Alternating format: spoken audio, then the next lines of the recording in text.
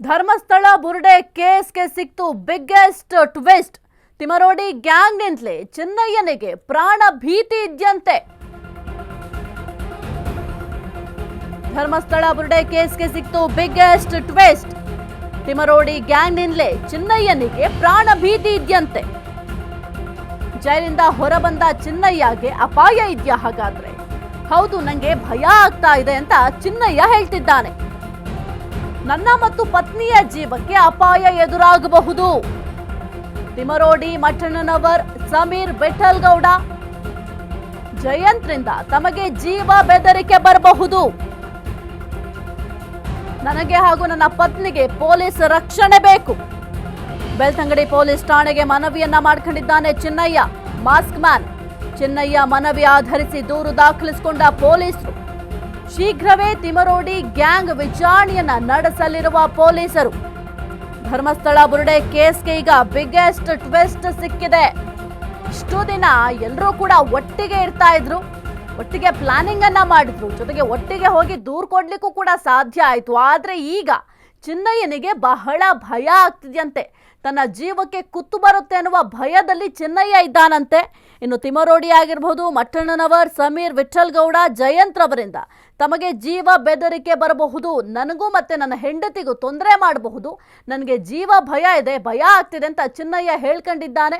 ಹಾಗಾಗಿ ಜೊತೆಗೆ ಬೆಳ್ತಂಗಡಿ ಪೊಲೀಸ್ ಠಾಣೆಗೆ ಮನವಿ ಕೂಡ ಮಾಡ್ಕೊಂಡಿದ್ದಾನಂತೆ ಚಿನ್ನಯ್ಯ. ನನಗೆ ರಕ್ಷಣೆ ಕೊಡಬೇಕು, ಜೊತೆಗೆ ನನ್ನ ಕುಟುಂಬದವ್ರಿಗೂ ಕೂಡ ನೀವು ರಕ್ಷಣೆನ ಒದಗಿಸಬೇಕು ಅಂತ ಚಿನ್ನಯ್ಯ ಮನವಿ ಮಾಡ್ಕೊಂಡಿದ್ದಾರಂತೆ. ಇಷ್ಟು ದಿನ ಒಟ್ಟಿಗೆ ಇರ್ತಾ ಇದ್ರು, ಒಟ್ಟಿಗೆ ಪ್ಲಾನ್ ಮಾಡ್ತಾ ಇದ್ರು, ಒಟ್ಟಿಗೆ ಹೋಗಿ ದೂರು ಕೊಡ್ಲಿಕ್ಕೂ ಕೂಡ ಆಯ್ತು, ಜೊತೆಗೆ ಒಟ್ಟಿಗೆ ಆರೋಪಗಳನ್ನು ಕೂಡ ಮಾಡಿದ್ರು. ಆದ್ರೆ ಈಗ ಮಾಸ್ಕ್ ಮ್ಯಾನ್ ಚಿನ್ನಯ್ಯನಿಗೆ ಬಹಳ ಭಯ ಆಗ್ತಿದ್ಯಂತೆ. ತಮ್ಮ ತಂಡದವರಿಂದಲೇ ಬಹಳ ಭಯ ಆಗ್ತಿದ್ಯಂತೆ. ಹಾಗಾಗಿ ಬೆಳ್ತಂಗಡಿ ಪೊಲೀಸ್ ಠಾಣೆಗೆ ಮನವಿಯನ್ನ ಮಾಡ್ಕೊಂಡಿದ್ದಾರೆ. ನನಗೆ ದಯವಿಟ್ಟು ರಕ್ಷಣೆ ಕೊಡಿ, ನನ್ನ ಜೀವಕ್ಕೆ ಭಯ ಇದೆ, ನನ್ನ ಕುಟುಂಬಕ್ಕೂ ಕೂಡ ಭಯ ಇದೆ, ಎಲ್ಲಿ ಪ್ರಾಣಕ್ಕೆ ಹಾನಿ ಮಾಡ್ತಾರೆ ಅಂತ ಭಯ ಆಗ್ತಾ ಇದೆ ಅಂತ ಸದ್ಯಕ್ಕೆ ಮನವಿಯನ್ನ ಮಾಡ್ಕೊಂಡಿದ್ದಾರೆ. ಈ ಕುರಿತು ಹೆಚ್ಚಿನ ಮಾಹಿತಿ ನೀಡ್ತಾರೆ ನಮ್ಮ ಪ್ರತಿನಿಧಿ ಮಹೇಶ್. ಇಷ್ಟು ದಿನ ಎಲ್ಲರೂ ಕೂಡ ಸೇರ್ಕೊಂಡು ಪ್ಲಾನ್ ಮಾಡ್ತಾ ಇದ್ರು, ಜೊತೆಗೆ ಆರೋಪಗಳನ್ನ ಮಾಡ್ತಾ ಇದ್ರು, ಎಲ್ಲಾ ಕೆಲಸಗಳನ್ನು ಕೂಡ ಒಟ್ಟೊಟ್ಟಿಗೆ ಮಾಡ್ತಾ ಇದ್ರು. ಆದ್ರೆ ಈಗ ಚಿನ್ನಯ್ಯನಿಗೆ ಬಹಳ ಭಯ ಆಗ್ತಾ ಇದ್ದಂತೆ, ಅವರ ತಂಡದವರಿಂದಲೇ ಅವರಿಗೆ ಭಯ ಆಗ್ತಿದೆ ಅಂತ ಹೇಳ್ತಾ ಇದ್ದಾರೆ. ಏನೆಲ್ಲ ಅಪ್ಡೇಟ್ಸ್ ಇದೆ ಒಂದು ವಿಚಾರಕ್ಕೆ ಸಂಬಂಧಪಟ್ಟಂತೆ? ಎಷ್ಟಾಯ್ತು ಈಗಾಗಲೇ ನೋಡ್ಬೋದು, ಎಲ್ಲ ಒಂದ್ ಕಡೆ ಧರ್ಮಸ್ಥಳಕ್ಕೆ ಕೆಟ್ಟಷ್ಟು ತರಬೇಕು ಅನ್ನೋ ಒಂದು ನಿಟ್ಟಿನಲ್ಲಿ ಎಲ್ಲೋ ಒಂದ್ ಕಡೆ ಒಂದು ಬುರುಡೆ ಗ್ಯಾಂಗು ಏನು ಸುಮಾರು ಒಂದು ದೊಡ್ಡ ಷಡ್ಯಂತರ ಮಾಡಿ ಧರ್ಮಸ್ಥಳ ವಿರುದ್ಧ ದೊಡ್ಡ ಮಟ್ಟದಲ್ಲಿ ಒಂದು ಆರೋಪ ಮಾಡಿದ್ರು. ಆದ್ರೆ ಎಲ್ಲೋ ಒಂದ್ ಕಡೆ ಆರೋಪ ನಿರಾಧಾರ ಅಂತ ಎಲ್ಲೋ ಒಂದ್ ಕಡೆ SIT ಈಗಾಗಲೇ ವರದಿ ಕೊಟ್ಟಿರುವಂತದ್ದು, ಅಂದ್ರೆ ಏನೋ ಒಂದು ಮಧ್ಯಂತರ ವರದಿ ಕೊಟ್ಟಿರೋದು ಸರ್ಕಾರಕ್ಕೆ, ಹೈಕೋರ್ಟ್ಗೆ. ಆದ್ರೆ ಆ ವರದಿ ಬರ್ತಿದ್ದಾಗೇನೆ ಎಲ್ಲೋ ಒಂದ್ ಕಡೆ ಎಚ್ಚೆತ್ತುಕೊಂಡಂತಹ ಏನೋ ಒಂದು ಕೆಲವು ಕಿಡಿಗೇಡಿಗಳು ಅಂತಾನೆ ಹೇಳ್ಬೋದು. ಯಾಕಂದ್ರೆ ಧರ್ಮಸ್ಥಳ ವಿರುದ್ಧ ಹೋರಾಟ ಮಾಡಿದಂತಹ ಕೆಲವು ಕಿಡಿಗೇಡಿಗಳು ಈಗ ಎಲ್ಲ ಒಂದ್ ಕಡೆ ಚಿನ್ನಯ್ಯನಿಗೆ ಇದುವರೆಗೂ ಕೂಡ ಜೈಲಿಗೆ ಕಳೆದ 3 ದಿನಗಳಿಂದ ಚಿನ್ನಯ್ಯ ಕೂಡ ಏನು ಪ್ರಮುಖ ಮಾಸ್ಟರ್ ಮೈಂಡ್ ಆಗಿದ್ದಂತ ಚಿನ್ನಯ್ಯ ಜೈಲಿಂದ ಆಚೆ ಬಂದಿರುವಂತದ್ದು. ಎಲ್ಲ ಒಂದ್ ಕಡೆ ತಾವೇ ಜೊತೆಲಿದ್ದಂತಹ ಚಿನ್ನಯ್ಯನಿಗೆ ಒಂದು ರೀತಿ ಹಳ್ಳ ತೋರ್ತಾರ ಅನ್ನೋದು ಕೂಡ ಚಿನ್ನಯ್ಯನಿಗೆ ಒಂದು ರೀತಿ ಭಯಭೀತರಾಗಿರುವಂತದ್ದು. ಯಾಕಂದ್ರೆ ಹಿಂದೆ ಏನು ಧರ್ಮಸ್ಥಳದ ಮೇಲೆ ಆರೋಪ ಮಾಡೋ ಟೈಮಲ್ಲಿ 5 ಜನನು ಕೂಡ ಒಂದಾಗಿದ್ರು. ಅದರಲ್ಲಿ ಪ್ರಮುಖವಾಗಿ ಏನು ಮಹೇಶ್ ತಿಮರೋಡಿ ಆಗಿರ್ಬೋದು, ಅಥವಾ ಜಯಂತ್ ಆಗಿರ್ಬೋದು, ವಿಠಲ್ಗೌಡ ಆಗಿರ್ಬೋದು, ಅಥವಾ ಗಿರೀಶ್ ಮಠಣ್ಣ ಆಗಿರ್ಬೋದು, ಎಲ್ಲರೂ ಕೂಡ ಸೇರಿ ಒಂದು ರೀತಿ ದೊಡ್ಡ ಮಟ್ಟದ ಪ್ಲಾನ್ ಮಾಡಿ ಧರ್ಮಸ್ಥಳ ವಿರುದ್ಧ, ಧರ್ಮಾಧಿಕಾರಿಗಳ ವಿರುದ್ಧ ಒಂದು ದೊಡ್ಡ ಮಟ್ಟದ ಷಡ್ಯಂತ್ರ ಮಾಡಿ ಕೊಲೆಗಳ ಆರೋಪ ಹೊರ್ತಿದ್ರು. ಎಲ್ಲೋ ಒಂದ್ ಕಡೆ ಹೆಣ್ಮಕ್ಳನ್ನ ಅಪಹರಣ ಮಾಡಿ ಅಥವಾ ಏನೋ ಲೈಂಗಿಕ ದೌರ್ಜನ್ಯ ತುಪ್ಪು ಈ ರೀತಿಯ ಕೊಲೆ ಮಾಡಿದ್ದಾರೆ ಅಂತ ಕೂಡ ದೊಡ್ಡ ಮಟ್ಟದಲ್ಲಿ ಕಂಪ್ಲೇಂಟ್ ಕೊಟ್ಟಿದ್ರು. ಕಂಪ್ಲೇಂಟ್ ಹಾಕಿದಂತೆ ಎಲ್ಲೋ ಒಂದ್ ಕಡೆ ಚೆನ್ನೈನ ಮೇಲೆ ಸೋಮೋಟ ಕೇಸ್ ಹಾಕೊಳ್ಳೋದು, ಜೈಲಿಗೆ ಹಾಕಿದ್ರು. ಜೈಲಿನಿಂದ ಕಳೆದ 3 ದಿನಗಳಿಂದ ಏನು ಒಂದು ಚೆನ್ನೈ ವಾಪಸ್ ಬಂದಿರುವಂತದ್ದು. ಆದ್ರೆ ಈಗೆಲ್ಲ ಒಂದ್ ಕಡೆ ಇದ್ದಂತಹ 5 ಜನ ಏನೋ ಒಂದು ಬುರುಡೆ ಗ್ಯಾಂಗ್ ಅಲ್ಲಿ ಒಂದು ರೀತಿ ಬಿರುಕು ಮುಟ್ಟಿರುವಂತದ್ದು. ಪ್ರಮುಖವಾಗಿ 4 ಜನ ಒಂದಾಗಿದ್ರೆ ಚೆನ್ನಯ್ಯ ಮಾತ್ರ ಬೇರೆ ಆಗಿರುವಂತದ್ದು. ಕಾರಣ ನೋಡಕ್ ಹೋದ್ರೆ ಎಲ್ಲೋ ಒಂದ್ ಕಡೆ ಚೆನ್ನಯ್ಯನಿಗೆ ತನ್ನ ಮನವರಿಕೆ ಆಗಿರ್ಬೇಕು. ಯಾಕಂದ್ರೆ ಈಗಾಗಲೇ ಕೂಡ ಅವ್ರು ಹೇಳಿಕೆ ಕೊಟ್ಟಿರುವಂತದ್ದು, ನಾನು ಈ 4 ಜನರ ಮಾತು ಕೇಳ್ಕೊಂಡು ನಾನು ಈ ರೀತಿ ಮಾತಾಡಿದೆ ಅಷ್ಟೇ ಹೊರತು ನನಗೂ ಆಗ್ಲಿ ಧರ್ಮಸ್ಥಳಕ್ಕಾಗಿ ಕೊಲೆಗಳ ಸಂಬಂಧಕ್ಕೂ ಧರ್ಮಸ್ಥಳಕ್ಕೆ ಅವ್ರ ಸಂಬಂಧ ಇಲ್ಲ ಅಂತ ಕೂಡ ಹೇಳಿಕೆ ಕೊಟ್ಟಿರುವಂತದ್ದು. ಈಗ ಎಲ್ಲೋ ಒಂದ್ ಕಡೆ ಏನು SIT ತನಿಖೆ ತಂಡದವರು ಎಲ್ಲ 4 ದಿನದ ಮೇಲೆ ಮತ್ತೆ ಒಂದು ತನಿಖೆಗೆ ಶುರು ಆಗ್ತಿರುವಂತದ್ದು. ಅಂದ್ರೆ ಇವರಿಗೂ ಕೂಡ ತನಿಖೆಯಲ್ಲಿ 20% ಆಗಿದೆ ಅಂತ ಕೂಡ ಏನು ಪ್ರಾಣ ಮೋಹಂತಿ ಒಂದು ಹೇಳಿಕೆ ಕೊಟ್ಟಿದ್ರು. ಈಗ ಮತ್ತೆ ಇವ್ರು 4 ಜನ ಕೂಡ ವಿಚಾರಣೆ ಒಳಗಿಸ್ಬಿಡ್ಬೋದು ಅನ್ನೋ ಒಂದು ರೀತಿಯಲ್ಲಿ ಈಗ ಎಲ್ಲೋ ಒಂದ್ ಕಡೆ ಈ 4 ಜನ ಕೂಡ ಒಂದು ರೀತಿಯಲ್ಲಿ ಎಚ್ಚೆತ್ಕೊಂಡು ಚೆನ್ನಯ್ಯ ಎಲ್ಲೋ ಒಂದ್ ಕಡೆ ನಮ್ಮ ವಿಷಯಗಳನ್ನ ಬಾಯ್ಬಿಟ್ರೆ ಎಲ್ಲೋ ಒಂದ್ ಕಡೆ ನಮ್ಗೆ ತೊಂದರೆ ಆಗುತ್ತೆ ಅಂತ ಒಂದು ಇದರಲ್ಲಿ ಅವ್ರನ್ನ ಸೃಷ್ಟಿ ಮಾಡಿರುವಂತದ್ದು. ಉಳಿದಂತೆ ಚೆನ್ನಯ್ಯನೂ ಕೂಡ ಇವ್ರು 4 ಜನರಿಂದ ಕೂಡ ನನಗೆ ಒಂದು ರೀತಿಯಲ್ಲಿ ಜೀವ ಭಯ ಆಗ್ತಿದೆ, ನನಗೂ ನನ್ನ ಹೆಂಡತಿಗೂ ಈ ಕಡೆ ಜೈಲಿಂದ ಬಂದಿದ್ದೀನಿ, ಎಲ್ಲ ಒಂದ್ ಕಡೆ ನನಗೆ ಜೀವ ಭಯ ಇದೆ, 4 ಜನ ಏನ್ ಬೇಕಾದ್ರೆ ಮಾಡೋದು, ನನಗೆ ಜೀವ ರಕ್ಷಣೆ ಕೊಡಿ ಅಂತ ಕೂಡ ಬೆಳ್ತಂಗಡಿ ಪೊಲೀಸ್ ಠಾಣೆಗೆ ಈಗ ದೂರು ಕೊಟ್ಟಿರೋದು. ಬೆಳ್ತಂಗಡಿ ಪೊಲೀಸ್ ಠಾಣೆಯವರು ಕೂಡ ದೂರು ದಾಖಲಿಸಿಕೊಂಡು ಈಗ ಅವರಿಗೆ ಇಬ್ಬರು ಪೊಲೀಸರು ಒಂದು ರಕ್ಷಣೆ ಕೊಟ್ಟಿರುವಂತದ್ದು ಆಯ್ತು. ಓಕೆ, ಥ್ಯಾಂಕ್ ಯು ಮಹೇಶ್ ನಿಮ್ಮೆಲ್ಲ ಮಾಹಿತಿಗಾಗಿ.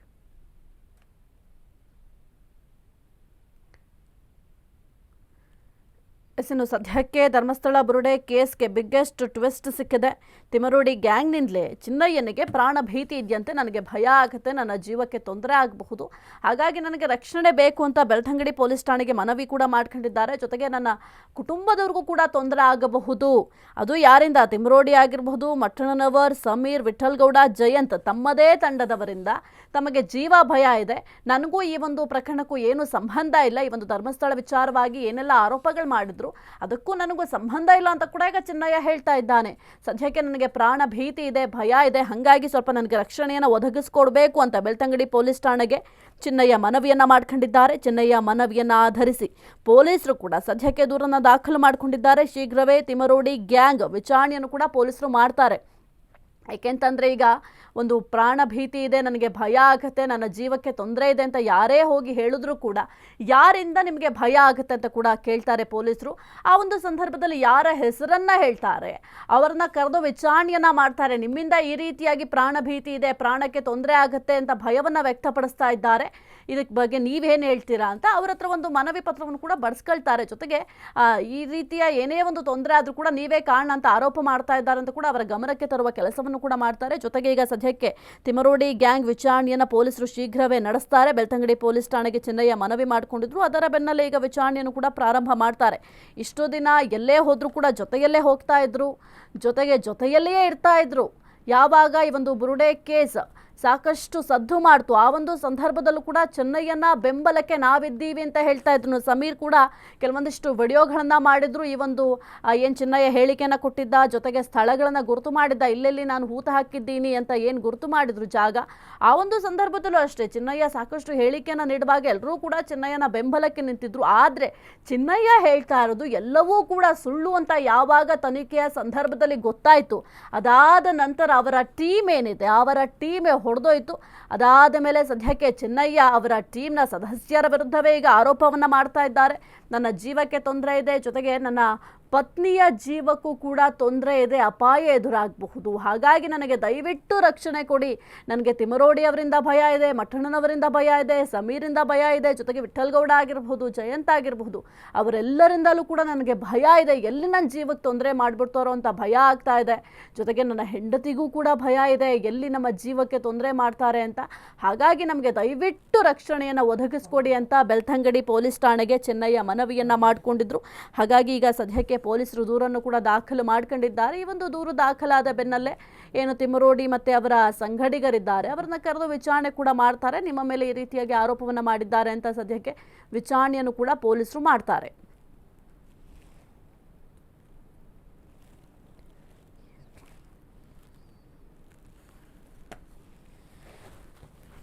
ಹೆಸರು ಶೀಘ್ರವೇ ತಿಮರೋಡಿ ಗ್ಯಾಂಗ್ ವಿಚಾರಣೆಯನ್ನ ಪೊಲೀಸರು ನಡೆಸಲಿದ್ದಾರೆ. ಇನ್ನು ಈ ಒಂದು ಧರ್ಮಸ್ಥಳ ಬುರುಡೆ ಕೇಸ್ ಸಾಕಷ್ಟು ಸದ್ದು ಮಾಡಿತ್ತು. ಅದು ಕೂಡ ಮಾಸ್ಕ್ ಮ್ಯಾನ್ ಚಿನ್ನಯ್ಯ ಎಷ್ಟೆಲ್ಲ ಆರೋಪ ಮಾಡಿದ್ದ ಅದೆಲ್ಲವೂ ಕೂಡ ನಿಮ್ಗೆ ಗೊತ್ತಿದೆ. ಸದ್ಯ ಎಲ್ಲಿದ್ದಾರೆ ಗೊತ್ತಾ? ಚಿನ್ನಯ್ಯ ಅವರು ಧರ್ಮಸ್ಥಳದ ಲಾಡ್ಜ್ನಲ್ಲಿ ಚಿನ್ನಯ್ಯ ವಾಸ್ತವ್ಯ ಹೂಡಿದ್ದಾರೆ. ಜೈಲಿನಿಂದ ರಿಲೀಸ್ ಆದಮೇಲೆ ಧರ್ಮಸ್ಥಳಕ್ಕೆ ಎಂಟ್ರಿ, ಡೈರೆಕ್ಟ್ ಧರ್ಮಸ್ಥಳಕ್ಕೆ ಹೋಗಿರೋ ಚಿನ್ನಯ್ಯ. ಧರ್ಮಸ್ಥಳ ಮಂಜುನಾಥನಿಗೆ ಚಿನ್ನಯ್ಯ ನಮೋ ಅಂತ ಹೇಳ್ತಾ ಇದ್ದಾರೆ. ಸದ್ಯ ಧರ್ಮಸ್ಥಳದ ಲಾಡ್ಜ್ನಲ್ಲಿ ಚಿನ್ನಯ್ಯ ಉಳ್ಕೊಂಡಿದ್ದಾನೆ. ಇನ್ನು ಚಿನ್ನಯ್ಯ ಬಿಡುಗಡೆ ಆದ ಸಂದರ್ಭದಲ್ಲೂ ಅಷ್ಟೇ ಯಾರು ಕೂಡ ಬಂದಿರಲಿಲ್ಲ ಆತನನ್ನ ಸ್ವಾಗತ ಮಾಡಲಿಕ್ಕೆ, ಅವರ ಕುಟುಂಬಸ್ಥರು ಅಷ್ಟೇ ಇದ್ದಿದ್ದು. ಸದ್ಯಕ್ಕೆ ಧರ್ಮಸ್ಥಳದ ಲಾಡ್ಜ್ನಲ್ಲಿ ಚಿನ್ನಯ್ಯ ವಾಸ್ತವ್ಯವನ್ನು ಹೂಡಿದ್ದಾನೆ. ಜೈಲಿನಿಂದ ರಿಲೀಸ್ ಆದಮೇಲೆ ಧರ್ಮಸ್ಥಳಕ್ಕೆ ಎಂಟ್ರಿ. ಇನ್ನು ಸದ್ಯಕ್ಕೆ ಧರ್ಮಸ್ಥಳದಲ್ಲಿ ವಾಸ್ತವ್ಯವನ್ನು ಹೂಡಿದ್ದಾನೆ. ಜೈಲಿಂದ ರಿಲೀಸ್ ಆದಮೇಲೆ ಧರ್ಮಸ್ಥಳದ ಮಂಜುನಾಥನಿಗೆ ನಮಸ್ಕಾರ ಮಾಡಿದ್ದಾರೆ, ದೇವಸ್ಥಾನಕ್ಕೆ ಹೋಗಿದ್ದಾರೆ. ಎಷ್ಟೆಲ್ಲ ಆರೋಪಗಳು ಮಾಡಿದ್ರು ಆತನಿಗೂ ಗೊತ್ತಿತ್ತಲ್ಲ. ಜೊತೆಗೆ ಆತ ಮಾಡಿದಂಥ ಆರೋಪಗಳೆಲ್ಲವೂ ಕೂಡ ಕಟ್ಟುಕತೆ, ಅಪ್ಪಟ ಸುಳ್ಳು ಅನ್ನೋದು ಕೂಡ ಗೊತ್ತಾಯಿತು. ಅದಾದ ನಂತರ ಕ್ರಾಸ್ ಎನ್ಕ್ವೈರಿಯನ್ನ ಮಾಡ್ತಾರೆ ಪೊಲೀಸರು. ಈತನನ್ನ ಎನ್ಕ್ವೈರಿ ಮಾಡ್ತಾರೆ. ಯಾಕೆಂತಂದ್ರೆ ಇನ್ನು ಪೊಲೀಸ್ ಠಾಣೆಗೆ ಬರುವಂತಹ ಸಂದರ್ಭದಲ್ಲಿ ಇಷ್ಟೆಲ್ಲ ಆರೋಪಗಳನ್ನ ಮಾಡಿದ್ನಲ್ಲ, ಅದಕ್ಕೂ ಮುನ್ನ ಒಂದು ಬುರುಡೆ ಕೂಡ ಇಟ್ಕೊಂಡು ಬಂದಿದ್ದ. ಅದರ ವಿಚಾರಕ್ಕೆ ಸಂಬಂಧಪಟ್ಟಂತೆ ಕೂಡ ಎನ್ಕ್ವೈರಿ ಮಾಡಿದ್ರು. ಜೊತೆಗೆ ಆತ ಏನೆಲ್ಲ ಆರೋಪ ಮಾಡಿದ್ದ ಆ ಹೇಳಿಕೆಗಳನ್ನ ಮುಂದಿಟ್ಕೊಂಡು ಎನ್ಕ್ವೈರಿಯನ್ನ ಮಾಡಿದ್ರು. ಅದಾದ ನಂತರ ಜೈಲಿಗೆ ಕೂಡ ಹೋಗಬೇಕಾಯಿತು. ಸದ್ಯಕ್ಕೆ ರಿಲೀಸ್ ಆದಂತಹ ಸಂದರ್ಭದಲ್ಲೂ ಅಷ್ಟೇ ಅವರ ಸಂಗಡಿಗರು ಅಥವಾ ಅವರ ಟೀಮ್ಮೇಟ್ಸ್ ಯಾರ್ಯಾರಿದ್ರು ಅವ್ರು ಯಾರೂ ಕೂಡ ಬಂದಿರಲಿಲ್ಲ. ಕೇವಲ ಚಿನ್ನಯ್ಯನ ಹೆಂಡತಿ ಜೊತೆಗೆ ಸಹೋದರರು ಅಷ್ಟೇ ಬಂದಿದ್ರು. ಅದಾದ ನಂತರ ನೇರವಾಗಿ ಧರ್ಮಸ್ಥಳಕ್ಕೆ ಹೋಗಿದ್ದಾರೆ. ಜೈಲಿನಿಂದ ರಿಲೀಸ್ ಆಗಿ ನೇರವಾಗಿ ಧರ್ಮಸ್ಥಳಕ್ಕೆ ಹೋಗಿ ಅಲ್ಲಿ ಮಂಜುನಾಥನಿಗೆ ನಮಸ್ಕಾರ ಮಾಡಿದ್ದಾರೆ. ಸದ್ಯಕ್ಕೆ ಅಲ್ಲೇ ವಾಸ್ತವ್ಯವನ್ನು ಕೂಡ ಹೂಡಿದ್ದಾರೆ. ಧರ್ಮಸ್ಥಳದ ಲಾಡ್ಜ್ನಲ್ಲಿ ವಾಸ್ತವ್ಯವನ್ನು ಹೂಡಿದ್ದಾರೆ.